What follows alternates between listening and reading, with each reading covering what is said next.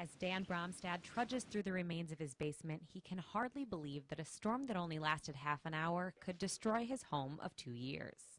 This morning as we were walking around kind of taking a look at everything, then we noticed that there's a big hole. You know, you could see inside from outside. When Bromstad and his wife heard their basement walls collapse around 2 a.m. last night, they knew they had to get out and take cover. Now they're leaving the home for good. We've been looking at a different place in town. This just sped up the process a little bit. So we're going to start moving out today. It wasn't just homes that were damaged in the storm last night. When the roof blew off here at the Clifford Farmers elevator, it was raining soybeans. Cleanup. We got a lot of cleanup to do.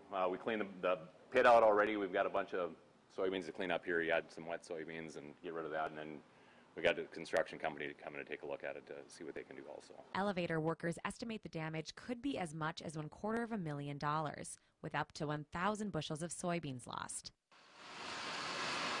That, added to as many as 1,000 trees uprooted, is a formula for a massive cleanup effort. Everybody's in town helping clean up. They'll have it cleaned up in no time at all. In the wake of the storm, this community of 300 unites to restore hope to hope. Now the town's going together to clean all this stuff up, and it's pretty nice to have all these people come and help us. From Hope, North Dakota, Elizabeth Schulze, Fox News. Bjorn Kvernstern had 3 friends attending camp at Atoya Island when it was rocked by Norway's deadliest attack since World War II. Kvernstern found one friend safe from a Twitter update. He couldn't stay away from his computer waiting to hear from his other 2 friends. I kept looking at his Facebook to see if he had any updates or anything like that, and no updates whatsoever. Then I heard from his parents that he passed away. And the third one, we don't know yet where he is. He's missing. And they're our age. They're our age. I can't believe it. He was from Hamar, from the same city as I was. He had everything going for him.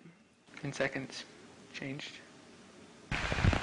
Seconds that changed his friend's life, but also his own. Here, I feel I don't have anyone that really understands what we're going through. We've all lost somebody, but it's hard to imagine, I think. Even for me, it's hard to imagine losing somebody that way. As his country copes and mourns, Kvernstern wants nothing more than to be home. I wish I was back home with kind of my peers to share what they're going through right now.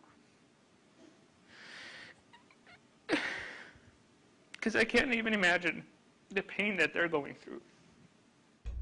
Kvernstern says he won't be able to return home until Christmas. Until then, he will be in contact with family and friends as he copes with this unspeakable tragedy. Combine 40-mile-an-hour winds, add 20 inches of snow, and top it off with a sheet of ice, it's sure to be a recipe for history.